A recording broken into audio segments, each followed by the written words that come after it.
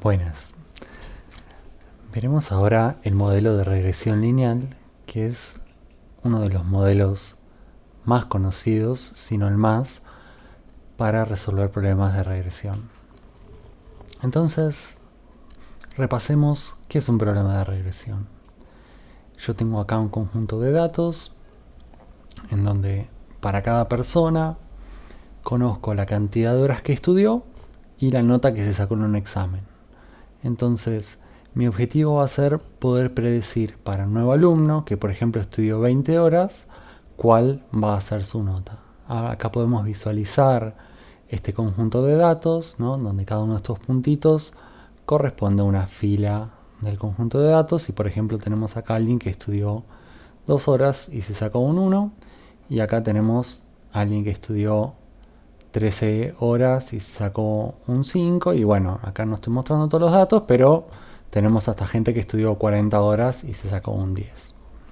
Entonces, como decía antes, nuestro objetivo va a ser poder predecir para nuevas cantidades de horas, es decir, para personas que en el futuro estudien una cierta cantidad de horas, la nota que se van a sacar. Entonces, el modelo de regresión lineal, que es el más simple, el más elemental, asume que hay una relación lineal entre las horas estudiadas y la nota que se saca una persona. Entonces, en este modelo, la predicción que vamos a realizar es en base a esta forma, ¿no? Si x es la cantidad de horas que estudió, m por x más b me va a dar la nota que se saca, ¿no? Que esto lo podemos ver en la forma de la recta conocida, ¿no? De y igual a mx más b, o como una función, que es como más vamos a preferir verlo, como una función f que representa nuestro modelo, ¿no? Donde recibe un x, que es las horas estudiadas, y nos va a decir como resultado mx más b, que es la nota a predecir. Y este modelo, que es lineal, obviamente se representa como una recta, es decir, esta recta nos dice para cada punto de x, para cada cantidad de horas estudiadas, la nota que se va a sacar la persona. Y obviamente esto es una aproximación, tiene esta asunción de la relación lineal, que en algunos casos puede cumplirse y en otros no, pero si bien esta es una asunción bastante fuerte, muchos problemas pueden atacarse con regresión lineal con un éxito bastante alto, con un nivel de desempeño muy bueno. Entonces, vamos a ver en detalle cómo vamos a predecir con un modelo de regresión lineal.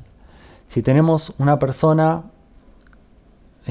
por ejemplo, que estudia 20 horas, bueno, y vamos a necesitar ahora valores de m y de b, es decir, vamos a necesitar una recta, ¿no? En este caso, m vale 0,5 y b vale 2. M es la pendiente, recordamos, y b la ordenada del origen. Entonces, mi función a predecir es 0,2 por x más 2. Entonces, si el modelo recibe x igual a 20 como entrada, vamos a calcular f de 20, que sería m por 20 más b, o sea, 0,2 por 20 más 2, que en este caso me da 6. O sea que y, o la nota a predecir, es 6. Y obviamente, como les digo, este puntito acá lo estoy dibujando y, como les decía antes, cae siempre en la recta, ¿no? Todos los puntos a predecir están en esta recta. Entonces, repasemos un poquito qué son estos valores de m y b, qué me significan. Si bien esto es algo que lo conocemos de la escuela secundaria seguramente, pero no está mal repasarlo un poco. Si tenemos aquí, por ejemplo, m 0,20 y b2, que es el modelo que vimos recién, tenemos esta recta, la recta roja. Y ahora, si aumentamos el valor de b, que es la ordenada de origen, hacemos que la recta va a quedar paralela porque tiene la misma pendiente, pero que esté un poquito más arriba, ¿no?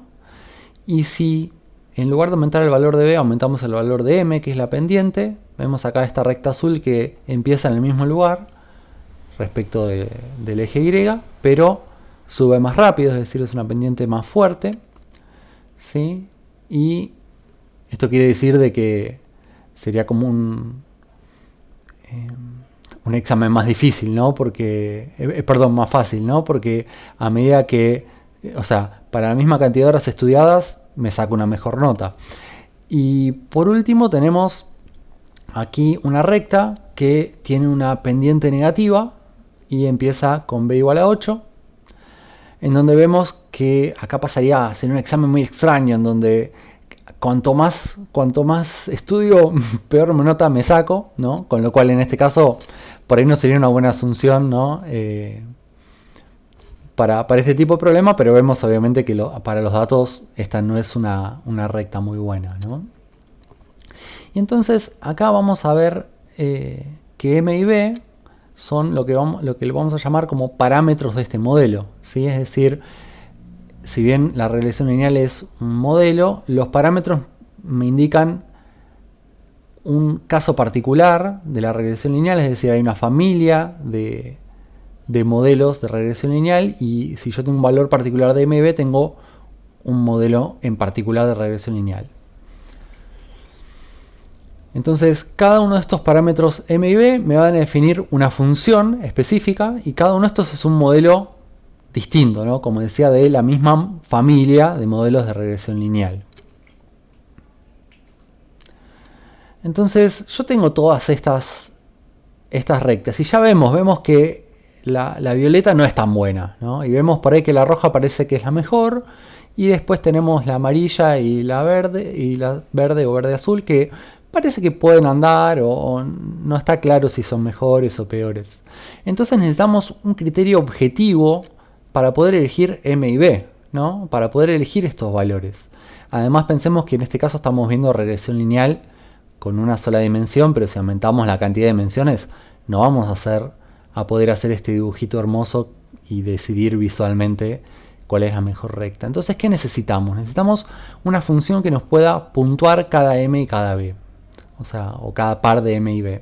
Entonces necesitamos una función de error, ¿sí? En vez de un puntaje vamos a verlo al revés, como un error. Vamos a medir el error que tiene cada una de estas rectas. Entonces podríamos decir que, asumiendo una función de error que ahora la vamos a ver, pero si esa función de error me da los resultados de cada recta, bueno, para la recta azul por ahí le da 1,62, para la recta amarilla por ahí 1,72, un poco peor. Para la recta violeta un 5 porque le pifia todo. Y para la recta roja, por ahí que es lo mejor, nos da el valor menor de error que sería 1,44, por ejemplo. Estos son valores inventados, pero nos dan una idea entonces de que E nos permitiría comparar estas distintas rectas. Y por supuesto acá yo mostré 4, pero hay infinitas posibles, ¿no? Todas las posibles combinaciones de M y B. Entonces, ¿cómo va a ser esta función de error? Bueno, primero vamos a enfocarnos en lo que sería el error para un solo ejemplo. Es decir, yo acá tengo un ejemplo XY, ¿no? Que es el ejemplo sub I, ¿no? Porque tengo varios. Pero entonces para este ejemplo voy a definir mi función E sub I de error, que me da el error del ejemplo I. Y esta función está parametrizada por M y B, que son justamente los parámetros, que son las cosas que quiero cambiar. Entonces, este error generalmente para la regresión lineal se define como el error cuadrático, es decir, voy a tener la distancia cuadrática entre y, que es el valor esperado, ¿sí? Que es la altura que sería acá, y f de x, que sería el valor que predice mi modelo. Entonces el error de este ejemplo va a ser y menos f de x de y, o sea, la salida del modelo, y eso elevado al cuadrado, ¿sí? O sea, sería y menos, y acá pongo la definición de la función de regresión lineal, o sea, m por x y más b, ¿no? Y hago esta resta y eso me va a dar esa resta me va a dar como la distancia entre estos dos puntos, y eso lo elevo al cuadrado para que esto sea siempre un valor positivo. Y vamos a ver ahora que esto de elevar al cuadrado también va a ser útil para penalizar mejor los errores. Entonces acá hacemos un ejemplo. Imaginemos a alguien que estudió 2 horas y se sacó nota 1. Bien, y estos son los datos reales, los datos que yo medí de una persona. Y ahora yo le pregunto al modelo, bueno, para vos modelo, ¿qué nota le asignarías a esta persona? Entonces, en este caso, como x es 2, vamos a calcular f de 2, que va a ser 0,2 por 2 más 2. Seguimos utilizando el modelo anterior que tenía m igual a 0,2 y b igual a 2, y eso me da 2,4. Entonces este valor 2,4 me da este puntito que estamos acá, ¿no? Que sería alguien que estudió 2 horas y se sacó 2,4, eso es lo que dice el modelo.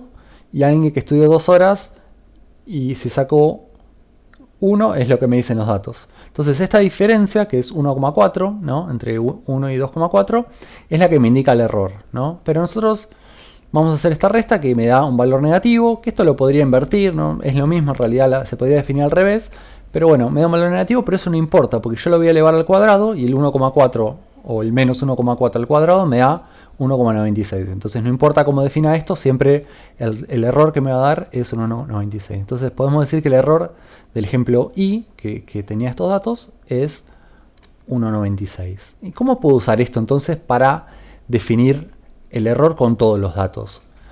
Bueno, lo vamos a poder combinar, ahora vemos cómo. Pero antes de eso vamos a ver por qué utilizamos esto del error cuadrático. Bueno, podríamos usar otras cosas. Yo acá puse un par de ejemplos. Por ejemplo, podríamos usar directamente la resta entre esto y esto, ¿no? Es decir, entre lo que predice el modelo y lo esperado. Y en este caso, por ahí no está bueno usarlo directamente porque dependiendo cómo lo defina, dependiendo si este valor está arriba o abajo, me va a poder dar valores negativos, con lo cual no me quedaría bien definida mi función de error. También podría usar el valor absoluto. Si uso el valor absoluto no tengo más valores negativos. Y de hecho es una función de error posible esta. El problema que tiene es que no es una función derivable porque uso el valor absoluto. Y eso me va a complicar después para optimizar el error. Y entonces uno puede pensar, ¿y qué efecto tiene este cuadrado que le pongo? Bueno, primero que es derivable, pero además que está bueno porque me penaliza los errores más grandes. Es decir, si esta distancia es 0,5, elevándola al cuadrado, fíjense que me da 0,25, o sea que como que no solo que no me lo penaliza, sino que me lo hace más chico el error.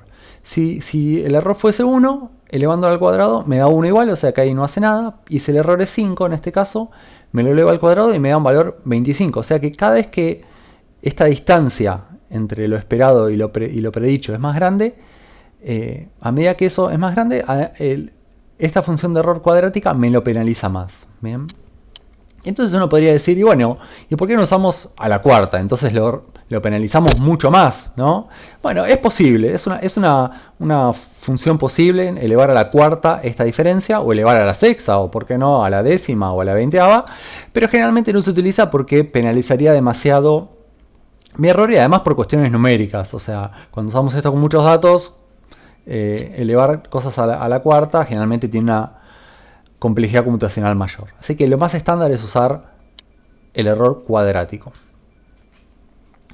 Entonces, ahora sí llegamos al error cuadrático promedio o medio de los ejemplos, esta es la función de error natural para regresión lineal, que lo que hace es tomar cada uno de estos errores de cada ejemplo y promediarlos. O sea, los sumamos todos y lo dividimos por n, que es la cantidad de ejemplos. ¿Bien? Entonces yo acá tengo un montón de datos y tengo mi recta. Voy a calcular el error para este ejemplo, el error para este ejemplo, así sucesivamente desde el primero hasta el último.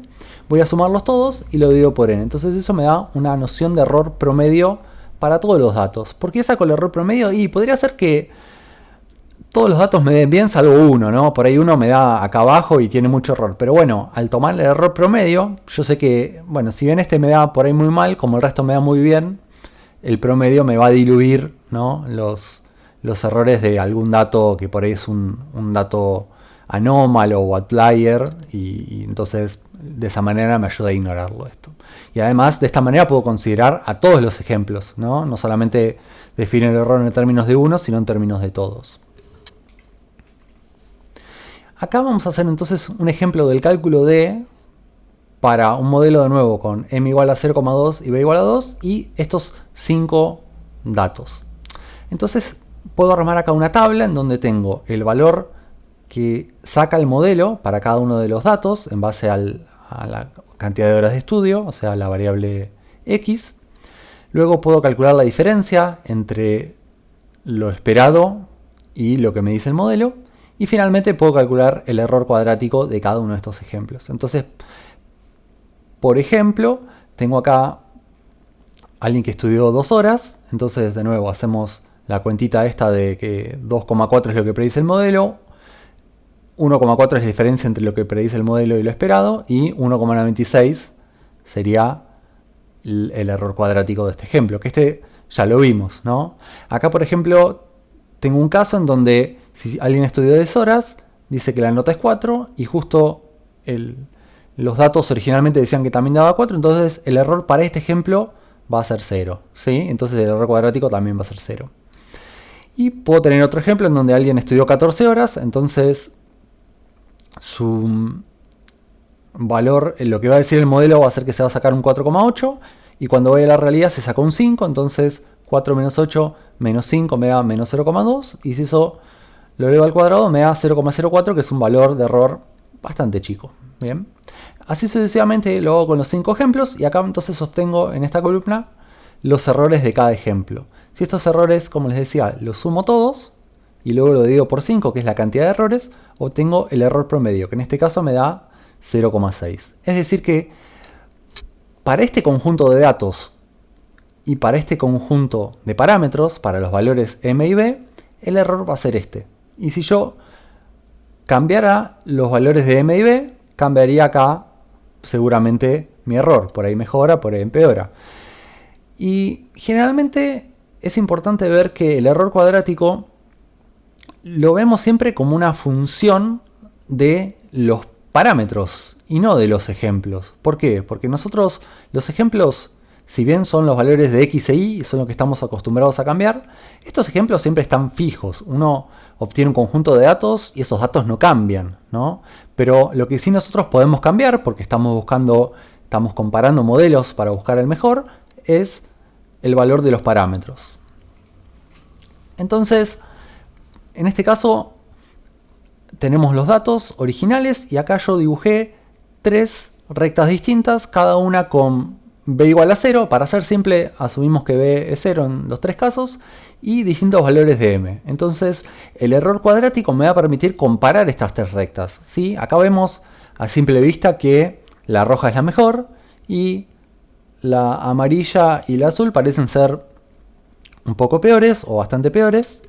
Entonces lo que podemos hacer es que para cada una de estas rectas vamos acá a dibujar cada uno de estos puntos que va a indicar el error de la recta en base a el valor de la pendiente. Entonces para la recta azul, que tiene pendiente 0,1, el error es 7,2. Para la recta roja con pendiente 0,5, el error es 2,4 y para la recta amarilla con pendiente 1, el error es 12,1.